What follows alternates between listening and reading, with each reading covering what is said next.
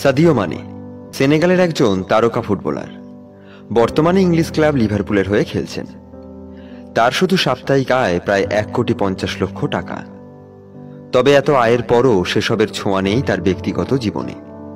চলেন অত্যন্ত সাদাসিধেভাবে, এমনকি তার নিজের ব্যবহারের আইফোনটি পর্যন্ত ভাঙা।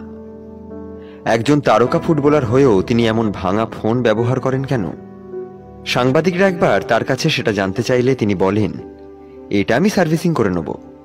এই কথা শুনে আবার আর একজন সাংবাদিক জিজ্ঞেস করলেন, আপনি নতুন একটি মোবাইল কেন নিচ্ছেন না? জবাবে তিনি বলেছিলেন, চাইলে তো এমন মোবাইল 1000টা কেনাই যায়, এমনকি 10টা ফেরারি গাড়ি, 2টো জেট বিমান, 1000খানেক ডায়মন্ডের ঘড়িও কিনতে পারি। কিন্তু এগুলোর কি সত্যি আমার প্রয়োজন আছে? এগুলো তো বৈষয়িক বিষয় ছাড়া তেমন আর কিছুই নয়। মানুষের রুচি খুবই নিম্নমানের না হলে কেউ 20-30 হাজার ডলারের ঘড়ি হাতে দিয়ে ঘুরে বেড়ায় না। আর এসবের মাধ্যমে আমার এবং আমাদের সমাজের কোনো উপকার হবে না। এমনকি যে মুহূর্তে আমার নিঃশ্বাস শেষ, সেই মুহূর্ত থেকে এসবের ওপর আমার মালিকানাও শেষ। সাদিও মানে আরো বলেছিলেন, দারিদ্রতার কারণে আমি পড়ালেখা করতে পারিনি, আমি শিক্ষিত নই, তাই হয়তো জীবনে শিক্ষার গুরুত্বটা বুঝেছি। দরিদ্র ছিলাম বলেই হয়তো জীবনের আসল অর্থ কি সেটা অনুভব করেছি। কিন্তু পৃথিবীর সব শিক্ষিত আর ধনী মানুষরা আজও এগুলোর গুরুত্ব ঠিকঠাক বুঝতে পারেনি বা বোঝার চেষ্টা করছে না।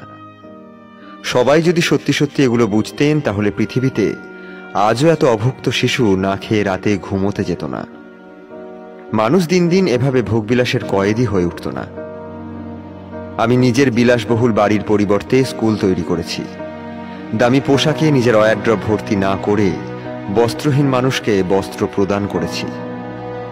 নিজে দামি গাড়ি চালানোর পরিবর্তে বিভিন্ন স্কুল শিক্ষার্থীদের স্কুল বাসের ব্যবস্থা করে দিয়েছি।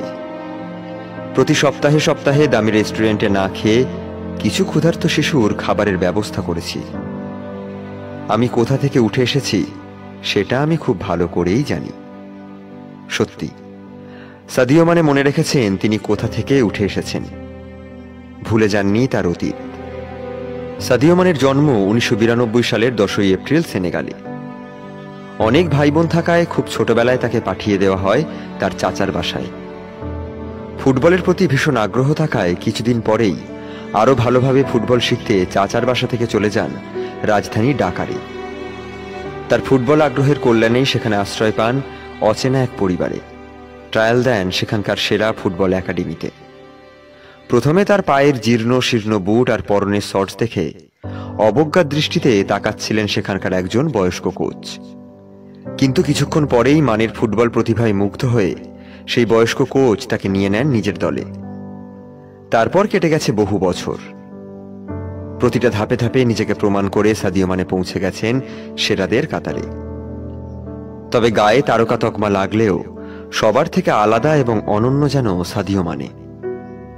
নিজের আয়ের অধিকাংশ অর্থ ব্যয় করেন অসহায় মানুষদের কল্যাণে, অথচ নিজে যাপন করেন অত্যন্ত সহজ সরল জীবন।